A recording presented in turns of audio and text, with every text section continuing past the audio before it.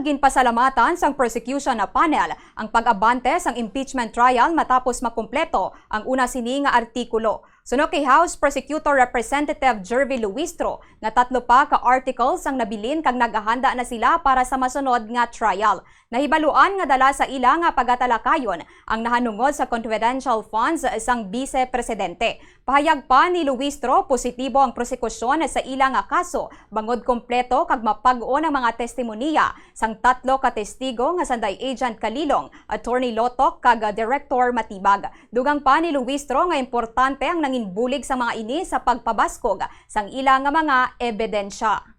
Happy because finally we are able to accomplish at least 1 article, no? 3 more to go. Anong sabi ko sa Justice? Malayo na pero malayo pa, no? But nevertheless, we are already preparing for the succeeding articles. Ang susunod natin, of course, is confidential fund, no? And the prosecution is always ready for the upcoming trial.